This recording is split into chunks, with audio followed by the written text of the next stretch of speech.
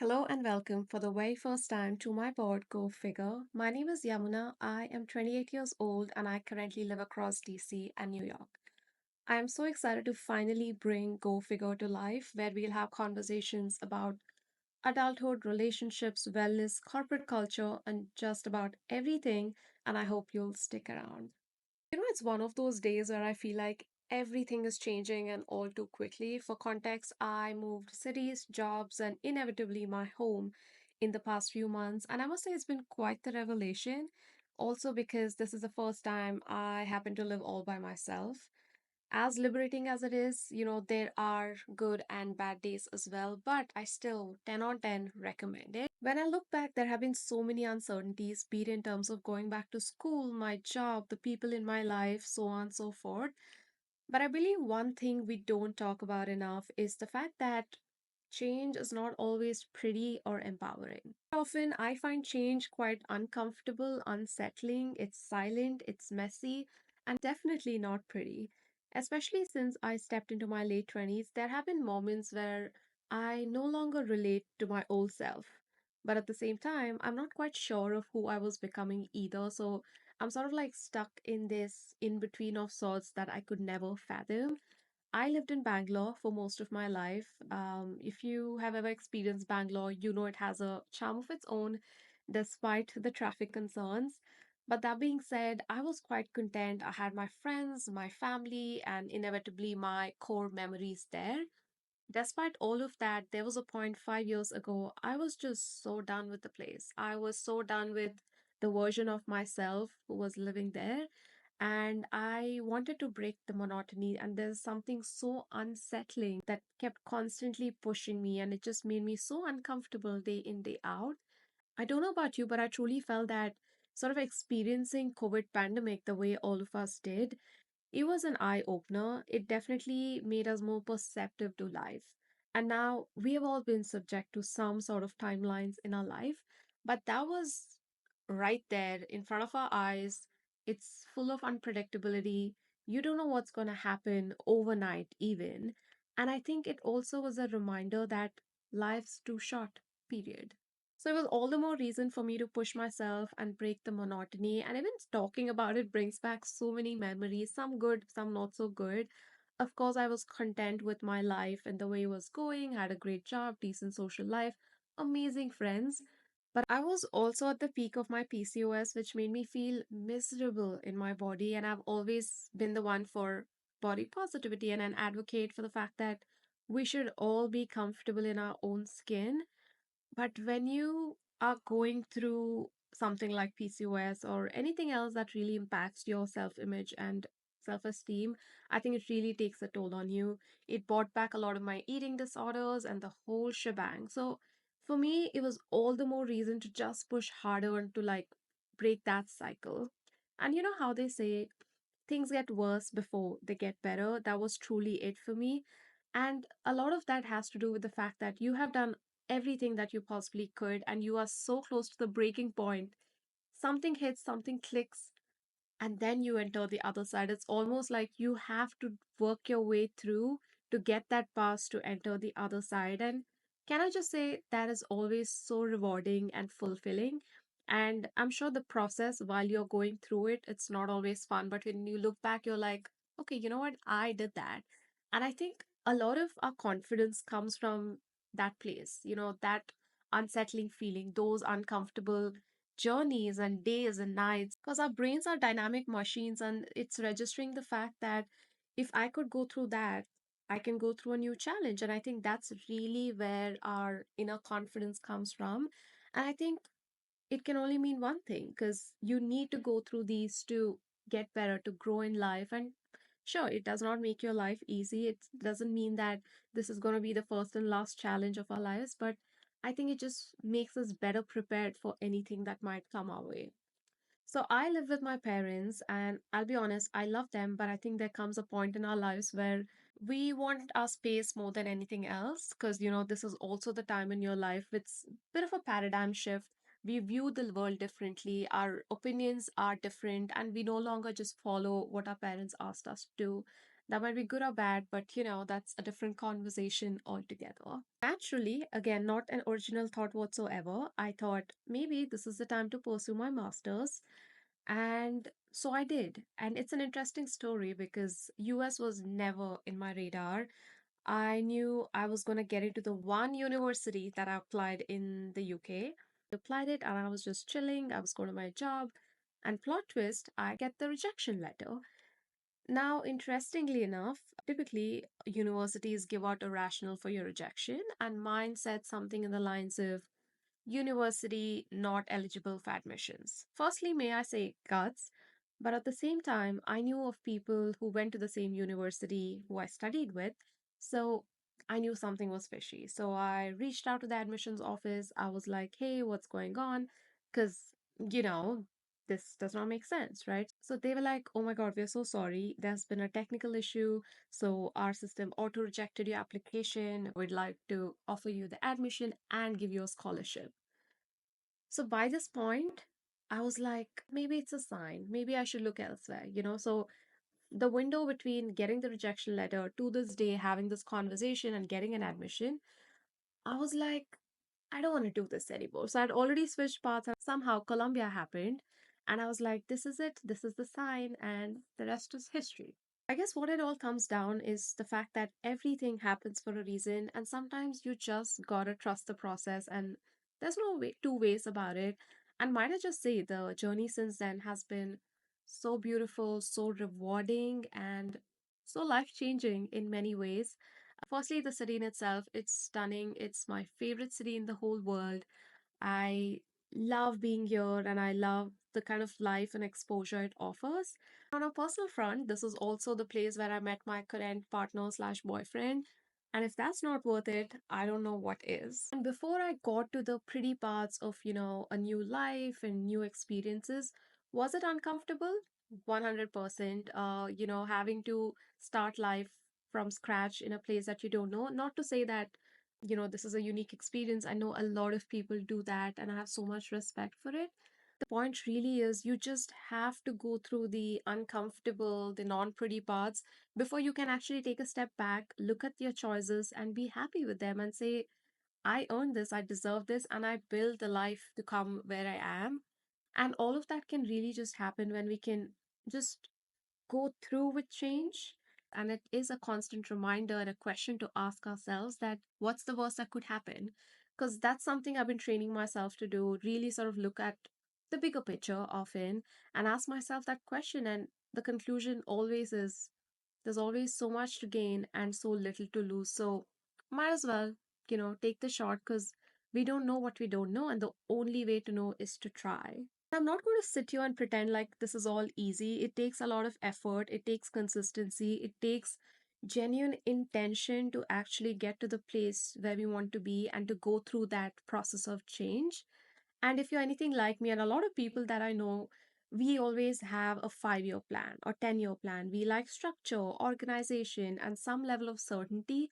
And sometimes we also have laid out these plans in Excels and you want to stay on track. And you're just wired that way, and there's nothing wrong with that. But I feel like when we have these patterns, our default setting is also make things harder for yourself because you like a real challenge just to stay on track, just to achieve the life that you have envisioned for ourselves.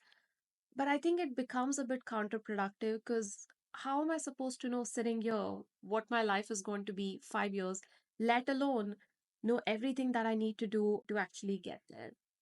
So I think that's where we have to sometimes take a step back and let life surprise us. Just go with the flow, and I know it sounds almost sounds cringe or cliche, but I think this is what truly works. And the promise I wish you and I can make to ourselves is that never become the people who stop trying. And I truly believe that the only failure is when we stop trying, because otherwise it's just a process, it's part of the journey, and you will get somewhere. At least you're not in the same place you started. And I think to me, that's progress. And that's something you have to commend yourself for. When I look around me as well, like pretty much everybody I meet on a daily basis, or friends, my inner circle, everyone's going through some level of change. Some are moving jobs, cities, countries, moving into their parents' home, out of their parents' home, moving in with their partners. So there's constantly change and there's just so much happening. And when we sort of like zoom out and look at life like a movie, it's almost like a million different characters having their own plots, their own journey maps, and just living life, doing life the best they know it. And sometimes we just get in our own heads and overthink a decision, overthink a thought, overthink something said, and it just makes things so much more complicated, because we're in our head so much, everything is a microscopic view now, and we're making a bigger deal of everything that is. And I'm so guilty of it too, because I'm constantly overthinking every decision. I wish sometimes I could also just take a step back, or 10, and just let things happen. And I think it comes with a piece of letting go as well, letting go of what we know, letting go of what we thought would happen or should happen. So I think sort of losing that control a little bit is so beneficial. I just think there's so much in life that we don't actually have a clue about, and pretending to do, I think, is just gonna work us backwards, and that's not something we should do. Because when I reflect as well, a lot of times saying yes to plans, saying yes to decisions, or even trips that I thought, at the time that, okay, maybe I should not be doing this, or constantly overthinking about it, they all turned out to be some of the best decisions I made. And it was simply because of saying yes to something I was not so sure about, not sure about the people I was going on a trip with, not sure about the decisions I was making and the consequences it would have. So, the aftermath of sorts. This whole process is kind of enriching just because you're starting from this place of not knowing anything. So, you don't really have a lot of expectations either. I think that's sort of like a cheat sheet to setting yourself up for success. Taking a quick detour, we all thought we knew what our type was, or we were always constantly looking for a type in our partners and in our friends. I think it's such a flawed concept because we only approached it from the perspective of what we already know, and we had no idea what exists, what doesn't. But we were like, okay, this is my type, and this is the only type I'll accept, and I'm gonna look for. No wonder we were often disappointed when people didn't meet those standards, because it does not exist. And talking about relationships alone, I just have so many opinions, so much of which I hope to cover through Go Figure. So I hope you'll truly stick around. And something I also wanted to talk about is sort of touching upon the law of attraction, but not in a mainstream way, but the fact that we attract the right people, right things when we are truly ready. Because subconsciously, we are behaving a different way, we speak a different way, our personality sort of evolves a bit, and our school of thought varies as well. And I think that's what leads us to the right kind of things and right kind of people, because this process is so internal, and sometimes we don't even realize the things we are like putting out, the energy we put out, but it's sort of magical. I think something that does truly come in the way of, leading change and going with it with confidence and some trust is our own life experiences as well, because lived experiences do define everything we will say and do from there on. For me, I had a tough time trusting people or letting people into my life after a point. For context, my first relationship was super toxic, super abusive. Till date, I don't even know who I was at the time. How did I let that shit go? How did I not catch those red flags? But the point being, when you are in an unhealthy relationship, as you come out of it, and I hope you come out of it, you do tend to trust people a little less. You have a lot more second guesses. You put your walls up and high. So I think it becomes a challenge in itself to like go through that process all over again. You might in your full conscious know that it's a different person, it's a different time, you have changed, and they come with different baggage if they do. But I think there's something about that lived experience and the way you've internalized it that makes it all the more challenging. And truth be told, it costed me a whole lot. A lot of my years, 1 month trip to Europe, and writing a whole book, which took me 3 years. But as you go through this difficult process, I think you come out as a different person, as a better person, a person who feels more like themselves, who aligns and attracts the right kind of people. And I must say that that journey, as hard as it was, even when I think about it now, I think it's just something I needed to become the person I am currently, to meet the people that I have in my life and who bring so much joy and fulfillment to my life in general. Also did intentionally take all of that time to simply just heal and do things that matter to me, do things that made me happy, and sort of learn to put myself first. And sometimes I was wrong in my approach, but sometimes I was right. But I think it just takes a little bit of a trial and error to actually reach the place you want to be. And that's just the reality of anything that we attempt to do. And no, I don't think anybody else, even your own friends or your family, gets to have a say in how long you take to heal or how long you need to process something.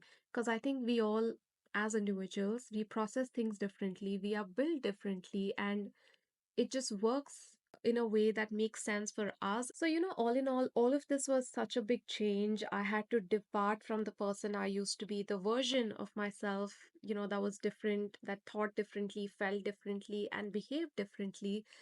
But I guess when we look back, we will be so glad of the choices we made because without it, we wouldn't be the people we are right now.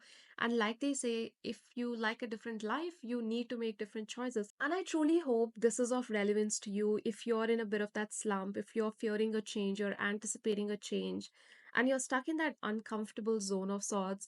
I hope you know that all you do need to do is trust yourself and the process and take that leap of faith. There's something else waiting for you on the other side. I can't guarantee that it's bigger and better, but it's truly something you need the most to grow as person, and we all do, day in, day out. I think another really critical aspect is about learning to start small.